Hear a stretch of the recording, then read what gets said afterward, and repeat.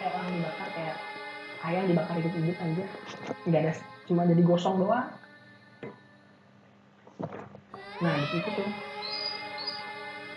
di scene dimana sumpah itu ngeri banget boy, kayak itu bener-bener pas lahiran geruduk gede banget, uh, api itu maksudnya api yang kebakar di pohon itu bener-bener diceritainnya kayak parah banget, cuma nggak sampai ke rumah persalinannya ya, soalnya itu sedikit maksudnya dekat tapi nggak begitu ada gap antara itu, jadi nggak begitu nggak bakal.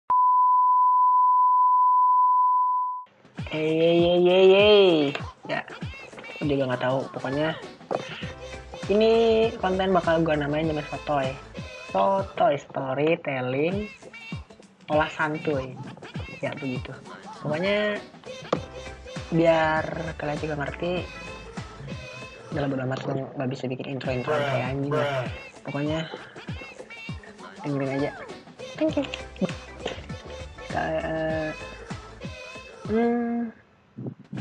Silahkan dinikmati. Bye. Oh shit, here we go again. Gue niat pengen gagal pertama kali tuh bikin buku, bikin storytelling tentang buku Izana. Ya, ini bukunya. Judulnya Izana, karya Daruma Matsura. Wait a minute.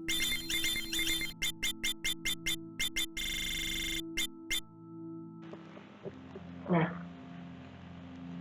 buku itu sebenarnya gue belum selesai baca juga, jadi kayak ya udah sekalian bareng-bareng bikin kayak konten kayak gini, terus sambil berjalannya gue juga sambil baca biar nggak terlalu cepet juga gue bacanya. Gue nggak terlalu dengan baca buku terlalu cepet.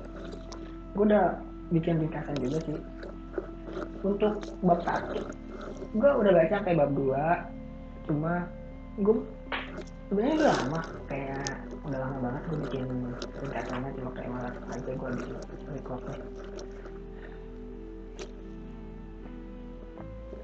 Langsung ke pembahasannya dari prolog.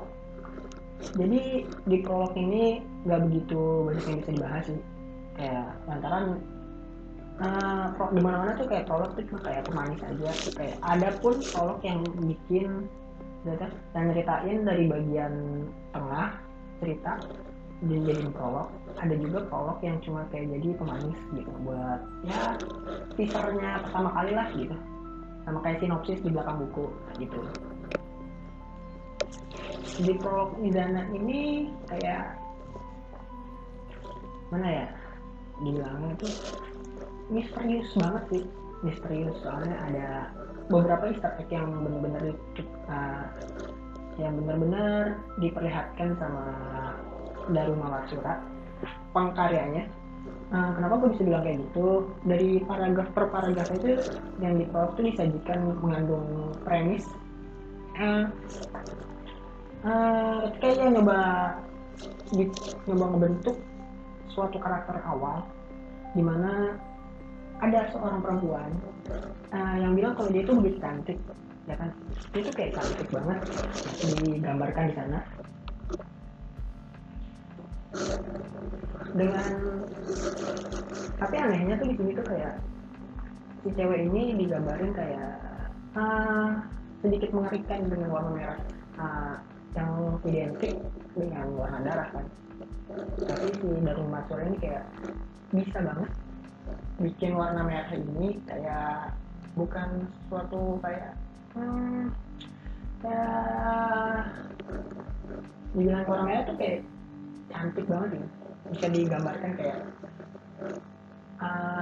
dalam dialog sendiri, kayak ada satu dialog di mana dia monolog sih, sebuah monolog kayak dia tuh bilang kalau dirinya tuh begitu cantik karena si perempuan ini memakai gincu warna merah gitu.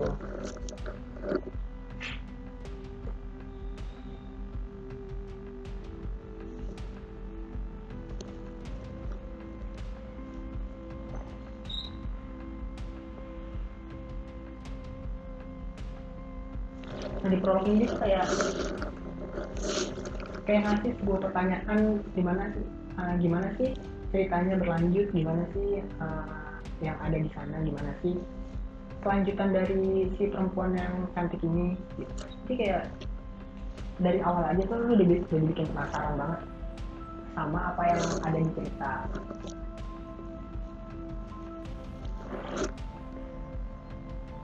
Santai kan ya gue langsung rokok ya.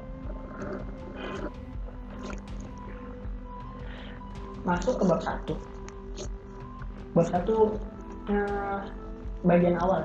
Bab 1 ini dinamakan sebagai Tahun Kuda. Nah, di sini udah mulai tuh diceritain kisahnya. Kayak pada mulanya dari menceritain sebuah tokoh yang bernama Chigusa Hirasaka. Perempuan itu kayak seorang perawat, seorang penjaga sebuah klinik di Akewa. Maksudnya sebuah penjaga klinik di Akewa. Akewa ini suatu tempat yang ada di Jepang. Tapi dari background story-nya sendiri, Chigusa itu sebenarnya bukan sekedar penjaga klinik aja. Dia itu kayak seorang perawat yang bisa dibilang dia tuh janda aja. Dia tuh janda. Soalnya dia tuh udah kayak ditinggal suaminya udah lama banget, terus kayak klinik punya suaminya tuh jadi penyedia gitu. Latar belakang Chigusa udah kita omongin ya barusan tadi, terus kita lanjut ke apa sih sebenarnya Tahun Kuda Api itu sampai bikin kayak sebagai subjudul dari bab pertama. Nah, Tahun Kuda Api itu sebenarnya sebuah mitos yang ada di Atewa, di tempatnya si Chigusa ini, tentang seorang anak yang semisal dia lahir pada Tahun Kuda Api itu bakalan kayak ada sesuatu tanda yang tertutup gitu. Nah, Tahun Kuda Api itu bisa kayak sebuah mitos dimana kalau misalnya anak lahir Tahun Kuda Api, anak itu bakal terkutuk dengan ciri-ciri itu pasti berparas jelek. Ditandain pas dia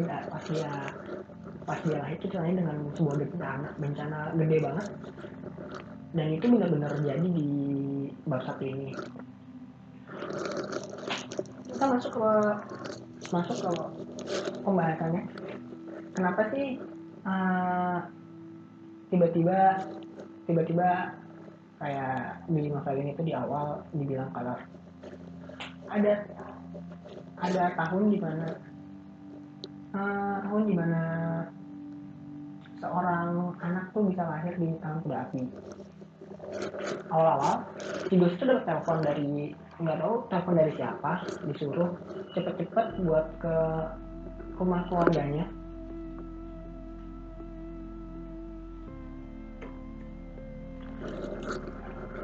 Padahal di luar itu lagi gerimis, kayak langsung disuruh lagi telepon ke halo ya siapa, pokoknya lu cepetan kesini gue ada urusan mendadak nih ini, kayak pokoknya nggak boleh bilang siapa-siapa kalau misalnya ada yang pengen lahiran di sini gitu.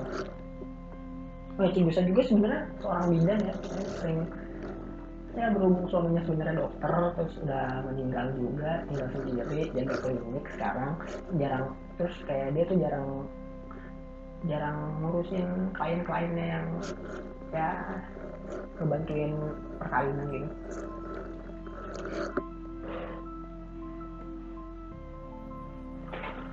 Nah, masuk di mana scene ketika si Chigusa lagi lari di pematang sawah dengan hujan lebat banget, cuma pakai jas hujan gitu ini. Nah, itu buru-buru banget sampai dia mikir kayak ini kan lagi Tahun Kuda Api, siapa yang lahiran. Dia kepikiran kalau misalnya ada yang lahiran tuh takut kejadian yang mitos-mitos yang pernah dia alami gitu kan. Sampai satu titik tuh dia sampai mikir kayak saudara gue kan ada yang hamil ya kemarin, namanya Nasue gitu. Apa dia bakal lahirin ya? Tapi kenapa harus disembunyiin gitu? Soalnya kalau misalnya Natsue yang hamil, maksudnya yang melahirkan, itu nggak mungkin nggak bakal tahu sama warga-warga desa, apalagi keluarganya gitu. Soalnya dia tuh keluarga Chigusa itu bener-bener orang tajir gitu, prianya aja. Sampai nggak mungkin kalau misalnya ada satu keluarga yang hamil lah kan nggak bakal tahu desa gitu. Terus buru-buru sampai mikir kan, dia kayak lari-lari sampai depan rumah keluarganya. Dia tuh kaget gitu, kok bisa gitu, kan nggak boleh kasih tahu siapa-siapa, tapi kok banyak banyak sendal-sendal berserakan di depan rumah, di depan rumahnya.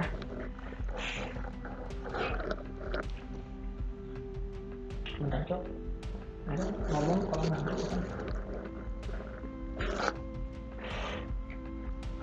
Terus di depan pintu nih, di depan koridor, dia diem sambil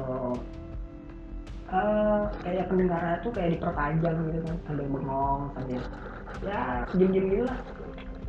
Tapi di setiap ruangan nih kayak banyak orang ngobrol atau semacamnya. Di satu ruangan tuh seorang perempuan yang kayak pengen ngelahirin kan gitu ya, nanti. Terus ada satu orang tuh kayak, tek, ngapain lu diem di sini aja, masuk kan, kata ini orang pengen lahiran gitu. Nanti gue buru-buru aja masuk ke sana. Terus langsung nyampe depannya, dia tuh nggak kenal nih, ini siapa gitu, kok sampai dibantu lahiran gitu. Dia nggak maksudnya asing banget sama muka si cewek ini nih. Sampai dia nanya sama diri dia sendiri. Kelar dari sini tuh masuk ke bagian 2 atau 3 gue lupa. Masuknya dimana, kayak kita lanjut ke pembahasan dimana siapa sih cewek yang melahirkan ini gitu. Kayaknya aneh aja gitu, tiba-tiba disuruh datang ke rumah langsung disuruh prepare buat persalinan gitu kan, aneh. Chigusa ngelihat sosok wanita yang gak asing buat dia, lebih tepatnya pernah ketemu tapi lupa di mana. Perempuan ini tuh diceritakan sebagai sosok gelandangan yang merupakan orang luar Aichiwa, minta-minta dari rumah ke rumah buat nyambung hidupnya. Langsung tuh kayak Chigusa bilang, kelamaan langsung aja gue bantuin ini si cewek buat lahiran gitu. Gue nggak tahu nggak tahu bodo amat lah latar belakangnya, tapi seenggaknya ini cewek harus ditolong dulu. Nah, si cewek yang tadi yang nepok si Chigusa di koridor itu namanya Sasae, ya kan? Namanya tuh Sasae. Si Sasae ini bilang ke si Chigusa, ya kalau misalnya cewek ini tuh namanya Kazura, nama si cewek ini Kazura. Anehnya ya, kayak ini sih cewek ini kayak gelandangan gitu kan, makanya dibantuin. Tapi parahnya tuh si cewek yang si Kazura yang lahirnya itu bukan ditaruh di tempat persalinan yang benar-benar wajar, tapi ditaruh di ruang terdalam gitu, biar benar-benar nggak ada yang satu rumah tuh nggak ada yang tahu. Cigusa bilang kan udah kelar persalinannya, si Cigusa kayak ngasih anak si Kazura ke Kazura. Tapi si Cigusa ini bingung, kayak ini cewek tuh, ini anaknya tuh kayak jelek banget ya.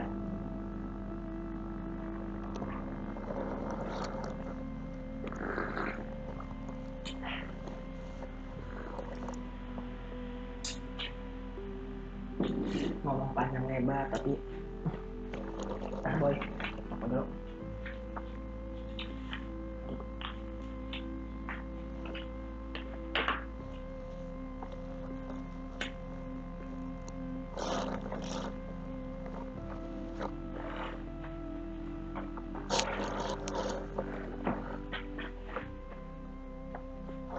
Nah, habis yang kata si Cigusa ngasih anaknya ke si cewek ini kan, si Cigusa bilang kayak, anjir ini anaknya kok jelek banget gitu.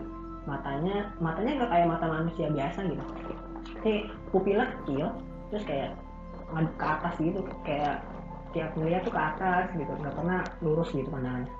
Dia kayak orang melotot gitulah, melototin seseorang. Nah si Kazura abis itu mangku anaknya, terus dia bilang kayak gini, "Eh, kok si anak gua jelek ya, anak gua kayak gini. Eh, udah mana di luar tuh lagi badai badai gede banget katanya di sana, sampai petir tuh kayak bener-bener bolak-balik nyamber, jeder gitu duduk, sampai satu titik dimana ada satu petir yang nyamber satu pohon di bener-bener deket sama ruangan dia, nyamber pohon langsung kebakar, lagi hujan-hujan langsung kebakar gede banget. Di bawahnya pohon tuh kayak ada kuil gitu, kuil sembah lah di Jepang, gue nggak tahu ada kuil apa itu namanya. Nimpah kuilnya, kebakaran gede banget. Nah situ kan sih aneh banget ya, ada petik. Kenapa sih tiba-tiba pas ini anak lahir datang bencana gede banget, terusan ada anak jelek, terus lahir pas banget lawan kuda api. Nah itu si Ciguna mikir kayak, anjir ini bener-bener mitos yang diceritain gak ya gitu, ini bener-bener mitos yang ada beneran gak ya gitu kan. Terus si ibunya bilang kayak gini, yang si Kazura bilang kayak gini, apa gue bakal bunuh anak gue ya gitu, soalnya takut juga si Kazura, soalnya dia tuh udah diiming-iming bakal dia tuh kayak nyebutin, kalau misalnya gue lahiran tangan kuda api, ini anak bakal dibunuh sama keluarganya gitu, bakal jadi kayak ya sebagai tumbal lah. Nah si Chigusa nih buru-buru kan, buru-buru mau keluar, ngasih tahu Sasae kalau misalnya anak si Kazura udah lahir, tapi sama si Kazura ditahan gitu, sambil ngeliat si Chigusa natap tajam banget maksudnya, kayak melototin gitu, bilang ambil pegang tangannya, jangan ngasih tahu si Sasae. Terus itu langsung kayak time lapse lagi, tiba-tiba udah kelar juga masalahnya, semua udah kelar. Langsung time lapse ke 6 tahun setelahnya loh aja maksudnya. Di buku ini tuh kayak abis lahiran, kelar pas lahiran si Chigusa, di scene dimana si Chigusa dilarang keluar sama si Sasae sama Kazura, terus langsung masuk ke 6 tahun setelahnya. Di sebelum itu tuh ada cerita di mana si Sasae datang ke rumah gue lupa itu di mana ya, maksudnya lupa banget. Kalau nggak salah itu 6 tahun setelahnya. Terus si Sasae datang ke rumah Chigusa, tiba-tiba nanya kejar kalau misalnya nggak taunya nih si Kazura ini anak dari Sasae, cuma dia tuh gak ditaruh di Akewa, soalnya dia lahiran pas banget di tahun kuda api, terus dengan paras yang jelek juga. Ini si anaknya dari kecil, dari orok, nggak pernah tahu siapa ibunya, ditaruh di keluarga cabang. Terus ini anak kayak langsung balik lagi ke Akewa buat, ya gue juga nggak tahu sebenarnya dia balik buat apa, tiba-tiba udah hamil aja gitu, nggak tahu siapa yang hamilin juga. Ya di scene ini tuh kayak si Chigusa ngomong kalau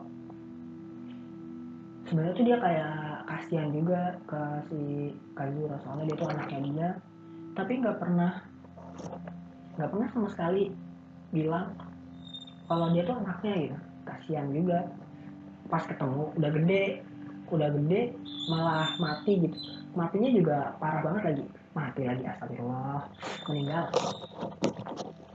meninggalnya tuh dia tuh kayak dia sebelum sebelum meninggal ngasih dulu anaknya ke Chigusa, tolong jagain ini anak, jangan sampai dibunuh atau apa-apa gitu, jagain sampai gede aja. Udah gitu si Kazura ngomong lagi, dia si anak nih pokoknya anggap aja udah mati bareng si Kazura dalam insiden pas itu, insiden kebakaran itu. Si Kazura tuh langsung kayak keluar keluar pintu, abis lahir tuh anjing aneh banget ya. Sebenarnya abis lahirnya tuh bisa langsung jalan kan, nggak logis gitu, tapi ya mungkin aja ada orang yang bisa kayak gitu. Nah, habis kebakaran terus habis kelar ngomong kayak gitu, dia buru-buru, bukan buru-buru juga sih, dia uh, hmm, membenamkan dirinya dalam kobaran api sampai kebakar, sampai benar-benar udah ya kayak orang dibakar, kayak ayam dibakar hidup-hidup aja, nggak ada, cuma jadi gosong doang. Nah di scene dimana sumpah itu ngeri banget boy, kayak itu bener-bener pas lahiran geruduk gede banget, uh, api api itu maksudnya api yang kebakar di pohon itu bener-bener diceritainnya kayak parah banget. Cuma nggak sampai ke rumah persalinannya ya, soalnya itu sedikit maksudnya dekat tapi nggak begitu ada gap antara itu, jadi nggak bakal kena ke rumahnya. Itu dari luar jendela tuh dilihat sama si Sasa sama Chigusa tuh, itu bener-bener merah, bener-bener wah susah dibayangin.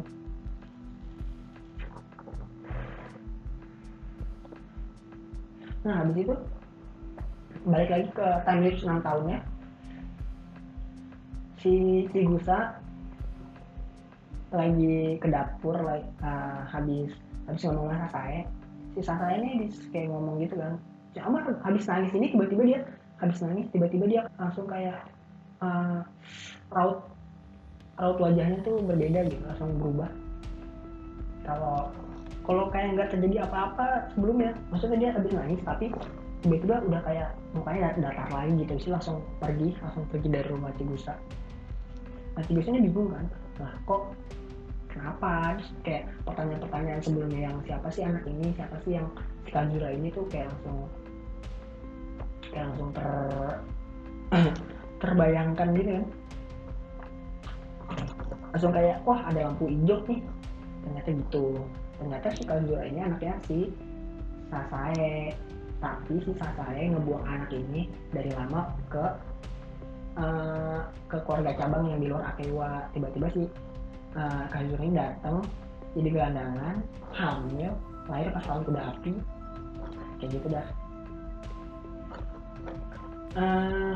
Dari di kamar atas kan kayak klinik dia tuh ada tingkat dua. Di kamar atas tuh di bagian loteng ada seorang anak, matanya tuh ada ke atas kayak melotot gitu kan, melotot tapi udah sepantarannya anak kecil lah, umur 6 tahun.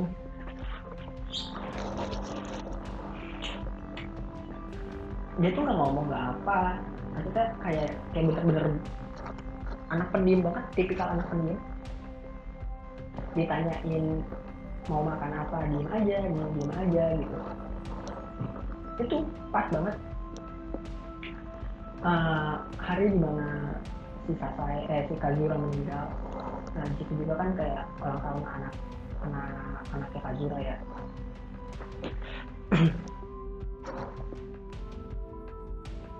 Nah si Kazura ini pengen ngasih surprise ke anak ini, bukan surprise sih bilang, kayak ngasih kejutan di hari ulang tahunnya. Dia bikin kue, kalau nanti dia si Kazura bilang nanti kita makan kue ulang tahun kamu gitu barengan. Nama anak ini Izana. Nah Izana di sini tuh udah diceritain tapi pas masih bagian ya masih belum ngomong apa gitu. Gue demen dari karakter yang di awal ini, dia tuh pendiam, nggak pernah sama sekali rewel, nggak pernah sekali menyukai itu. Dia tuh kayak nggak pernah dibawa keluar, malah dia cuma kayak tahu dunia tuh cuma ada dalam kamarnya aja, nggak tahu di mana, nggak tahu dunia luar tuh kayak gimana. Jadi sebatas sebatas tahu yang ada di buku aja. Kayak sebenarnya ada nggak sih orang dunia di balik jendela ini, sebenarnya ada nggak sih, sebenarnya nggak sih ada tanaman, sebenarnya ada nggak sih hewan, dia tuh nggak tahu sama sekali. Tapi 6 tahun di rumah aja, gila. Gue aja bisa bayangin tinggal di kosan 4 bulan aja gue stres gitu. Sekali 6 tahun boy, nggak kenal siapa-siapa, cuma kenal satu orang doang yang namanya Tibusa gitu. Kasihan ini kan. Nah, di habis scene yang ngelain ulang tahun si Izana itu bab 1 kelar. Ya, sebenarnya dari bagian ini tuh sebenarnya bab 1 udah kelar. Jadi misal udah capek dengerin gue ngomong, bisa langsung di skip, gak apa-apa. Tapi kalau pengen nggak penjelasan selanjutnya, aku berterima kasih banget soalnya ada beberapa part yang pengen aku sampaikan. Oke, sampai sini. Bye. Dan bab 2 mungkin nanti gue bikin ringkasannya nanti setelah gue baca kelar dulu. Maksudnya gue ketik dulu di mana apa sih yang bisa gue tangkap dari bab 2. Mungkin gue juga nggak tahu kalau misalnya ini konten bakal rame apa enggak, soalnya gue juga ngejelasin juga nggak begitu jelas juga. Ada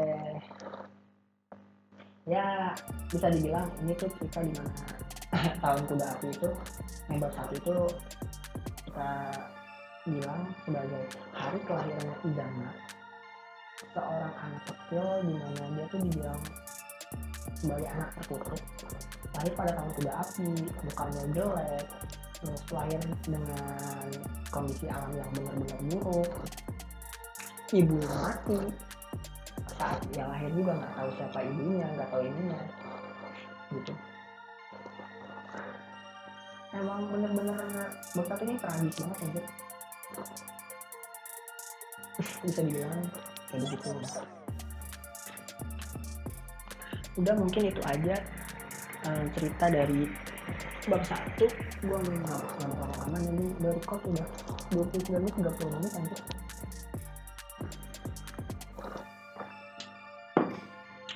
Gue nanti capek ngeditnya juga. So kalau misalnya suka